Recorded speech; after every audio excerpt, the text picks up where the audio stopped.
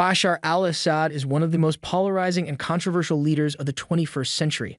As the president of Syria since 2000, his leadership has been marked by promises of reform, significant political upheaval, and a devastating civil war that has reshaped the Middle East and captured global attention. Once seen as a potential modernizer, Assad's presidency has become synonymous with authoritarianism, war, and a humanitarian crisis of unprecedented scale.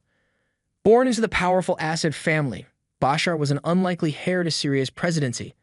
His father, Hafez al-Assad, ruled Syria with an iron grip for 3 decades, shaping the nation into a tightly controlled state. It was Bashar's elder brother, Basil, who was groomed to succeed their father. However, after Basil's untimely death, Bashar was thrust into the political spotlight, altering the trajectory of his life and Syria's history. When Bashar al-Assad assumed the presidency in 2000 following his father's death, there was cautious optimism both domestically and internationally. Many saw him as a symbol of a new generation of leadership, with promises of economic reform and modernization. However, the realities of power and the complexities of Syrian politics quickly tested those expectations. The turning point of Assad's presidency came in 2011 with the onset of the Syrian Civil War.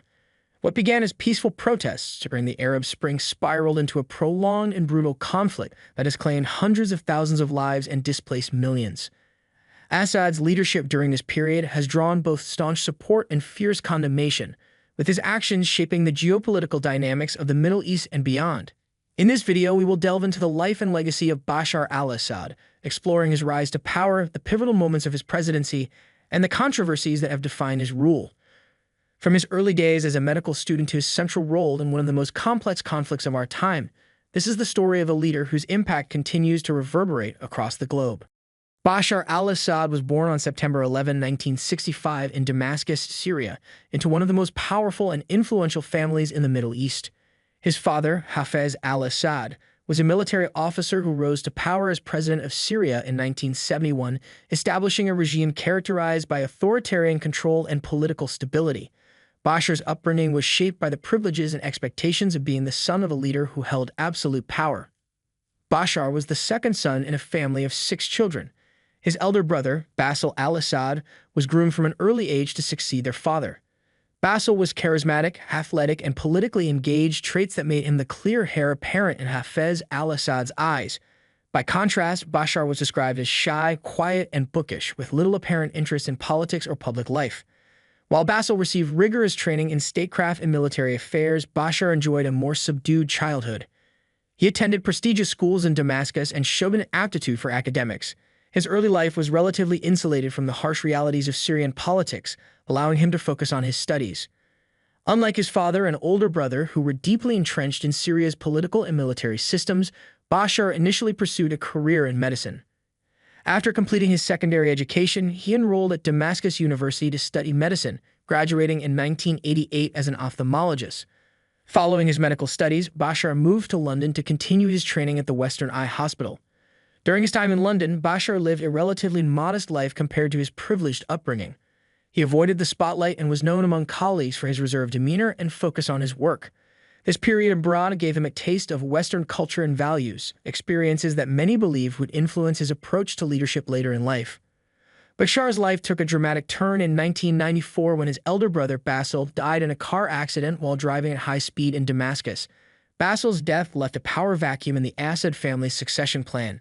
Despite his lack of political or military training, Bashar was now the eldest surviving son and therefore the new heir apparent. Following Basil's death, Hafez al-Assad began grooming Bashar for leadership. Bashar returned to Syria, abandoned his medical career, and immersed himself in the world of Syrian politics and military affairs. He entered the Homs Military Academy, where he rose through the ranks, gaining experience and building relationships within the armed forces and the ruling Ba'ath Party. Between 1994 and 2000, Bashar took on increasing responsibilities within the Syrian government.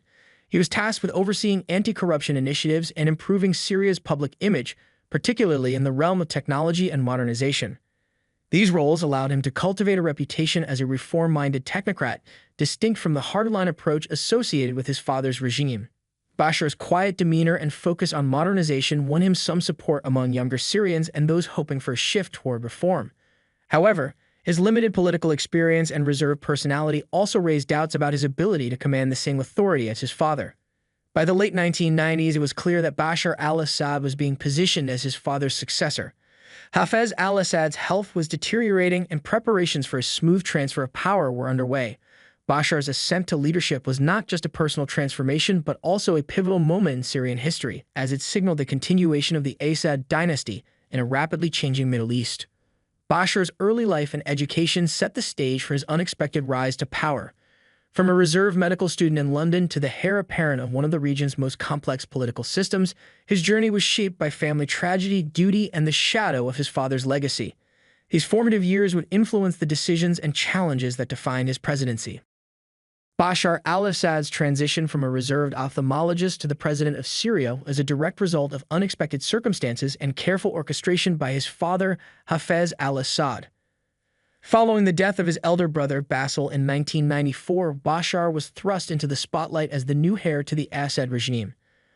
Over the next several years, he was groomed for leadership, culminating in his ascension to the presidency in 2000. After Bashar's death, Hafez al-Assad began preparing Bashar to take over the presidency, a role that required both public and internal support. This preparation included accelerated military and political training. Military training. Bashar joined the Homs Military Academy, where he received a crash course in military strategy and command. Although his lack of prior military experience was evident, his rapid promotion through the ranks solidified his position within the armed forces, a critical pillar of the Assad regime. Anti-corruption initiatives. In an effort to bolster his public image, Bashar was tasked with leading a high-profile campaign against corruption.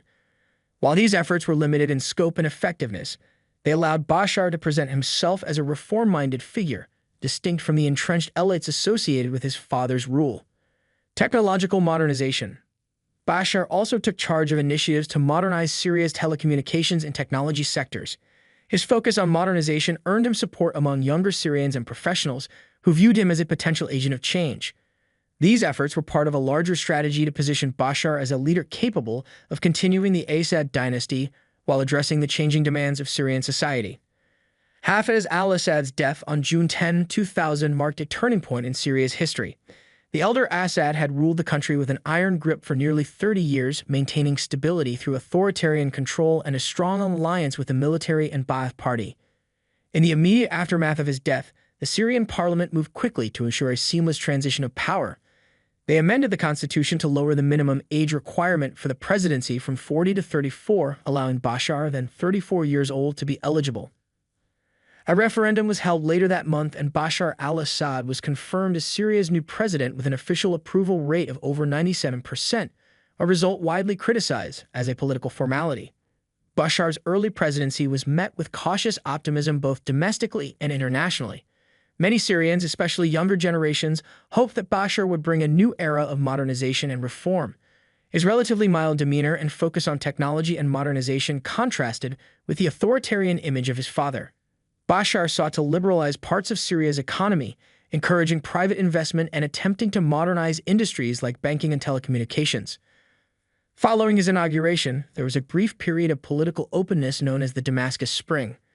Intellectuals, activists, and reformists held salons and discussions about the future of Syria, calling for greater political freedoms and the relaxation of authoritarian controls. However, this period of openness was short-lived. By 2001, the regime had cracked down on dissent, arresting activists and shutting down reformist initiatives. This marked the beginning of a pattern in Bashar's leadership: initial promises of reform followed by the reassertion of authoritarian control.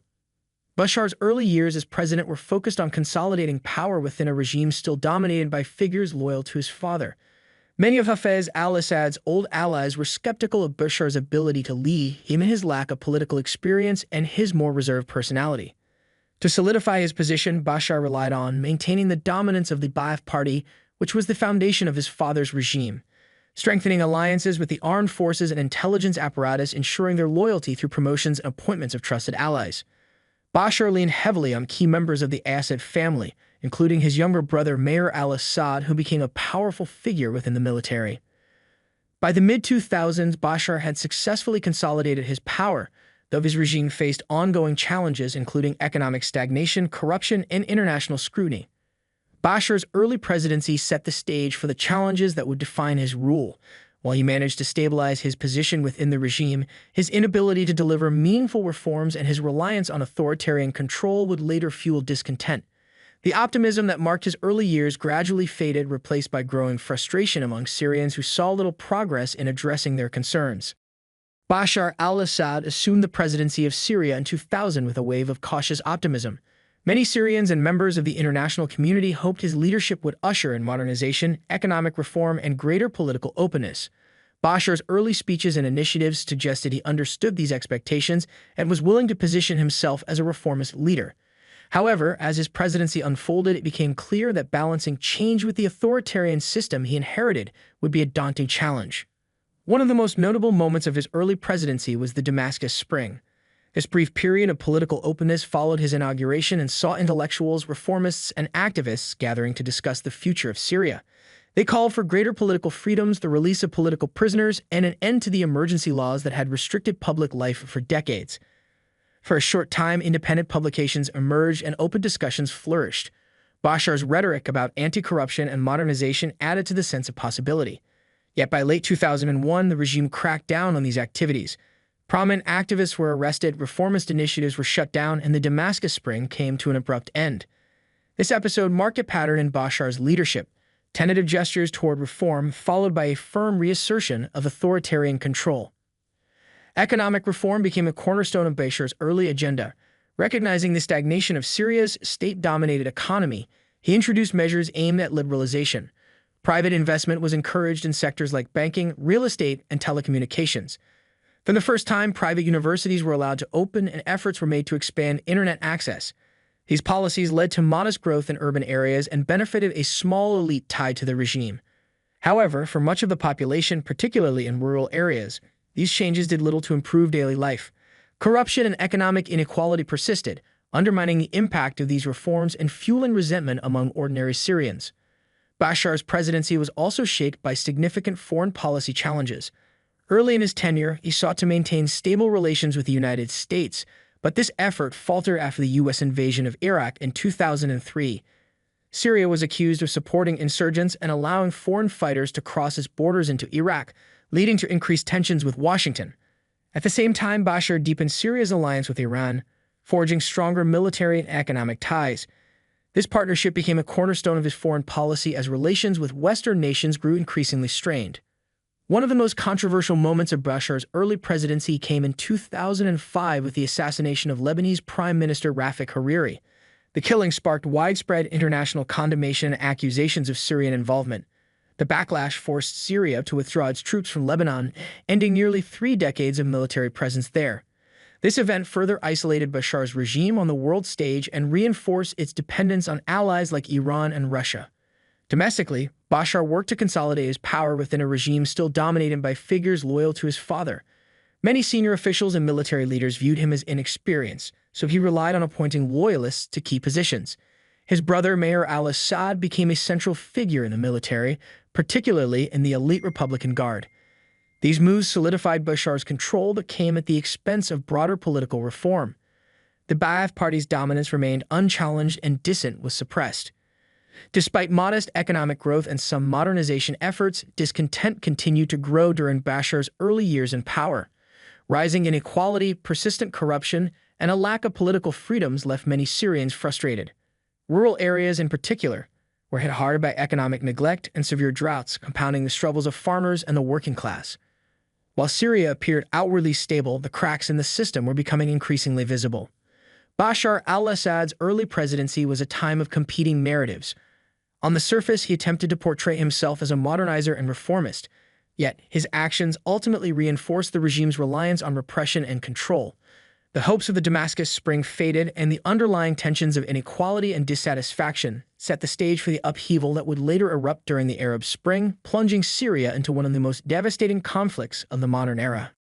Bashar al-Assad's presidency faced its greatest test in 2011 with the onset of the Syrian Civil War. What began as peaceful protests during the Arab Spring spiraled into a prolonged and devastating conflict that reshaped Syria and reverberated across the world. This chapter of Bashar's leadership is marked by widespread violence, humanitarian crises, and controversies that have defined his legacy.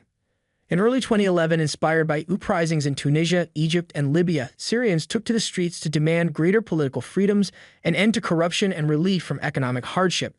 The protests began in the southern city of Daraa, where the arrest and torture of teenagers accused of anti-government graffiti sparked outrage. The demonstrations quickly spread to other cities, and calls for reform grew louder. At first, the government responded with a mix of concessions and repression.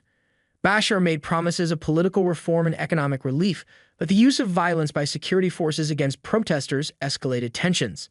As the protests grew, the government's response became increasingly brutal. Security forces opened fire on demonstrators, detained activists, and employed widespread tactics of intimidation.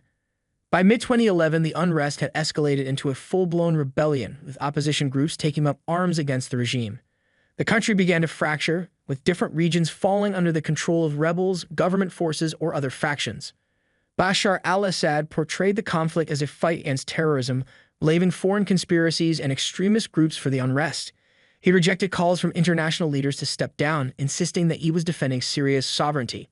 This narrative found support among some segments of the population, particularly minorities who feared the rise of Islamist factions within the opposition.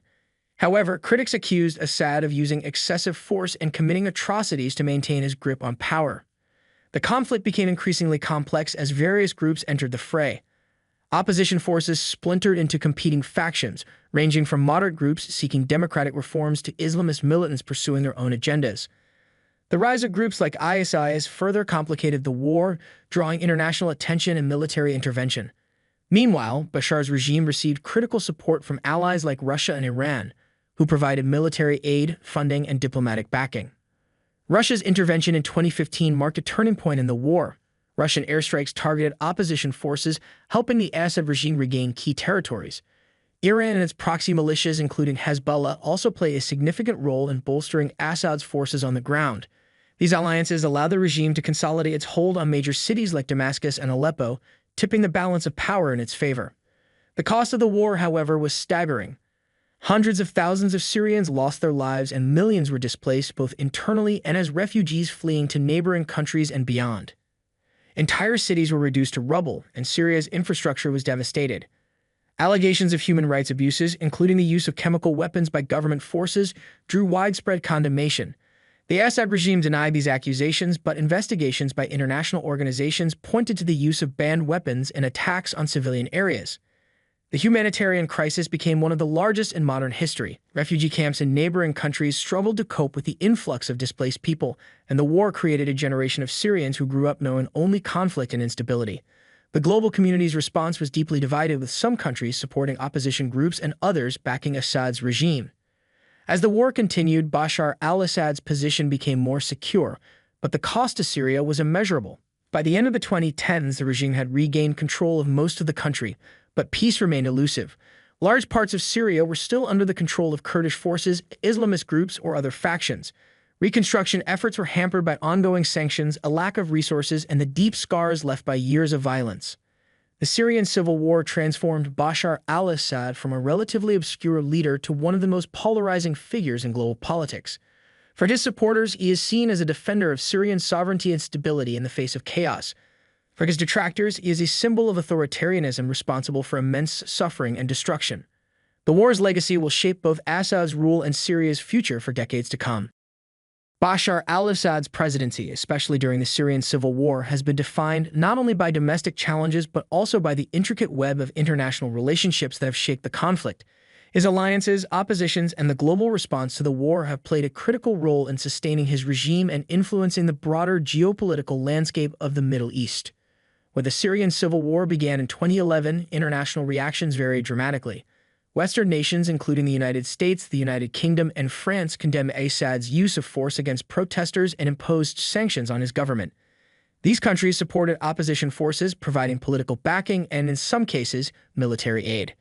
The Assad regime, however, maintained critical alliances with powerful states like Russia and Iran, which proved decisive in the outcome of the conflict. Russia emerged as Assad's most significant ally during the war. The two nations had a long-standing relationship dating back to the Cold War, with Syria serving as a key partner for Russian influence in the Middle East. In 2015, Russia intervened directly in the conflict, launching airstrikes in support of Assad's forces.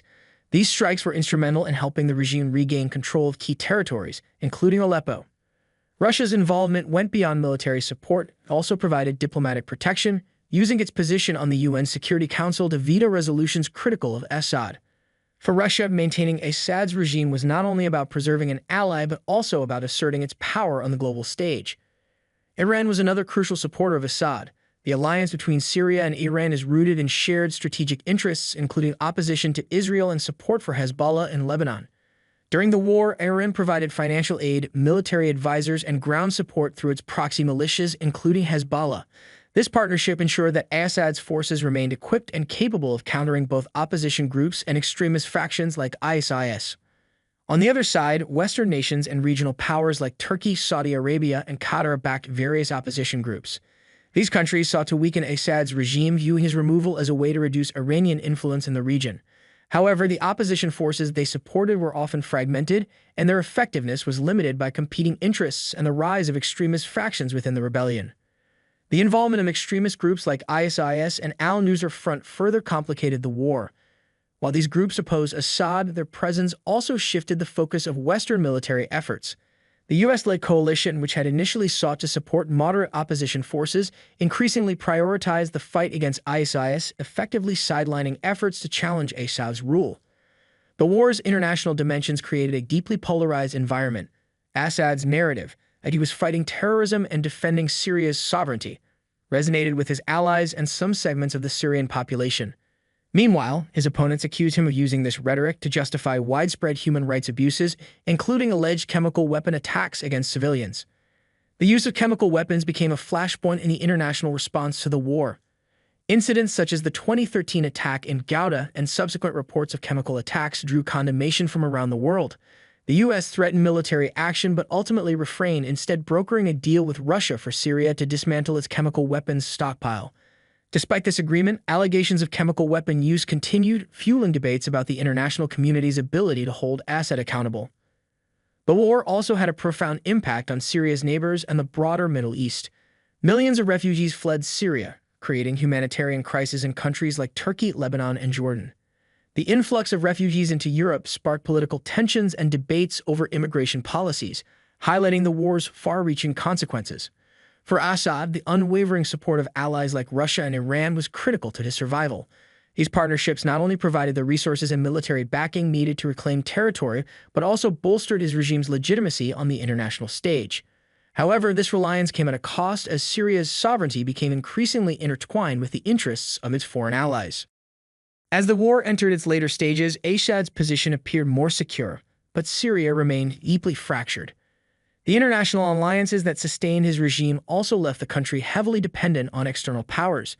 Reconstruction efforts were hampered by ongoing sanctions, geopolitical rivalries, and the sheer scale of destruction.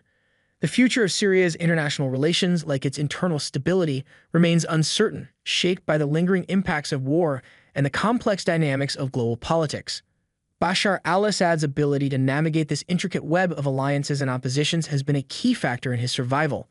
His regime's endurance is a testament to the power of strategic alliances, even as it highlights the devastating costs of prolonged conflict. Assad's international relationships have not only defined his presidency, but also reshaped the geopolitical balance of the Middle East in ways that will be felt for years to come.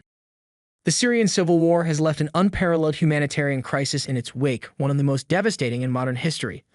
Under Bashar al-Assad's presidency, the conflict has displaced millions, killed hundreds of thousands, and left a nation in ruins.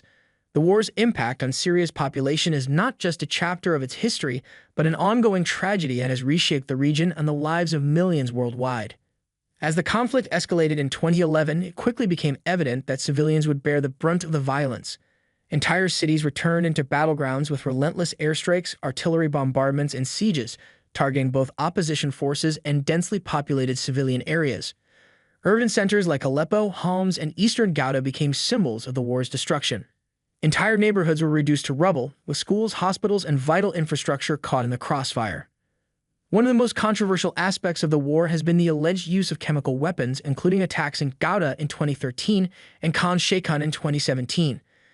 These incidents drew international condemnation and intensified scrutiny of Assad's regime. While the government has consistently denied responsibility, investigations by international organizations have pointed to the use of banned substances against civilian populations. Such actions have left indelible scars on Syria's people, eroding trust and further deepening the divides within the country. The human cost of the war has been staggering. Estimates place the death toll at over 500,000 people, though the true number may never be known. Among the dead are tens of thousands of children, caught in the violence or succumbing to starvation and lack of medical care in besieged areas. Beyond those killed, millions more have been wounded, physically and emotionally, with countless others left to grieve the loss of family and friends. The war has also displaced millions of Syrians. Over 6 million people have been internally displaced, forced to flee their homes in search of safety within the country. Another 5 million have sought refuge abroad, creating one of the largest refugee crises since World War II. Neighboring countries like Turkey, Lebanon, and Jordan have borne the brunt of this exodus, hosting millions of refugees in sprawling camps and overburdened urban areas. Many Syrians who fled to Europe face dangerous journeys across the Mediterranean, seeking safety and a chance at a new life. Life in refugee camps is fraught with challenges. Limited resources, overcrowded conditions, and a lack of access to education and healthcare have left many Syrian refugees in a state of perpetual limbo. Entire generations of children have grown up in these camps, knowing nothing but displacement and hardship. These conditions have created a profound humanitarian challenge requiring international aid organizations and host countries to balance immediate needs with long-term solutions. The war has also devastated Syria's economy. The country's infrastructure, roads, power grids, and water systems has been decimated, leaving many without access to basic services. Industries that once provided livelihoods for millions have collapsed, and the unemployment rate has soared. Poverty has become widespread, with much of the population struggling to meet their daily needs. The psychological toll of the war cannot be overstated. For those who remain in Syria, the constant threat of violence, loss, and deprivation has left deep emotional scars. Post-traumatic stress disorder, depression, and anxiety are widespread among survivors, compounded by the lack of access to mental health services. For refugees, the uncertainty of exile and the challenges of rebuilding their lives in unfamiliar lands add to their trauma. Despite the immense suffering, the humanitarian response has been hindered by political and logistical challenges. Aid organizations often face difficulties in accessing conflict zones due to ongoing violence and restrictions imposed by the regime or opposition forces. Humanitarian aid is further complicated by the competing agendas of international actors, with some aid efforts politicized by the war's global dimensions. The humanitarian crisis has not only reshaped Syria, but also had a profound impact on the global community. The influx of refugees has sparked debates over immigration policies in Europe and beyond, with some nations welcoming Syrians while others have closed their borders. The images of displaced families, destroyed cities, and children caught in the chaos have become symbols of the war's toll, stirring compassion but also highlighting the world's divisions. For Bashar al-Assad, the humanitarian crisis represents one of the darkest legacies of his presidency. His regime's actions, combined with the complexities of war and the roles of various factions, have contributed to the suffering of millions. While Assad has portrayed himself as the defender of Syrian sovereignty, the immense human cost of the conflict raises profound questions about the price of his leadership and the future of a fractured nation. As Syria begins to rebuild, the scars of the humanitarian crisis will linger for generations. Families remain separated, communities are destroyed, and trust in institutions is eroded. The road to recovery is daunting, requiring not only reconstruction of infrastructure, but also reconciliation and healing among the deeply divided people. The humanitarian crisis is a stark reminder of the cost of war and the resilience of those who endure it. Bashar al-Assad's presidency is one of the most polarizing and debated in modern history.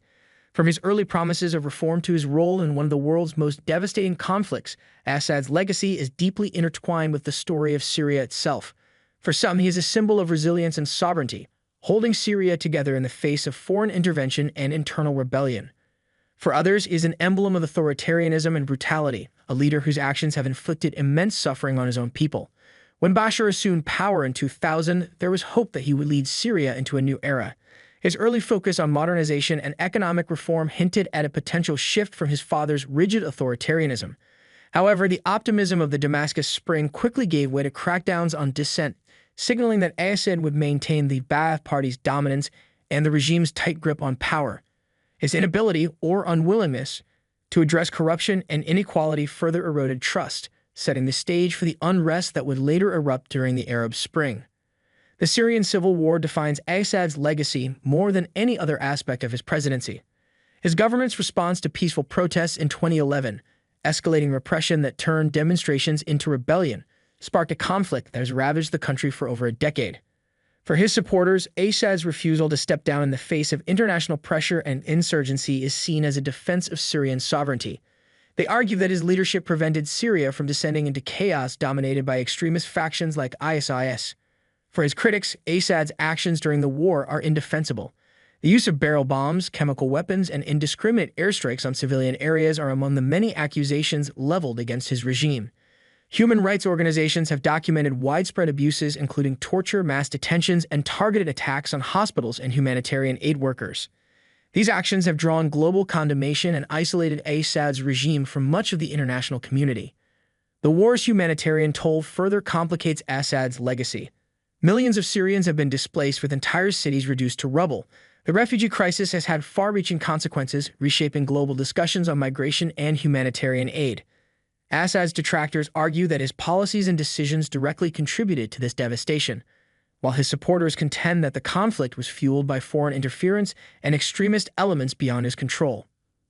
Assad's alliances with Russia and Iran have been crucial to his survival, but they have also reshaped Syria's role in the region. These partnerships have ensured military and economic support, helping Assad reclaim much of the territory lost during the war.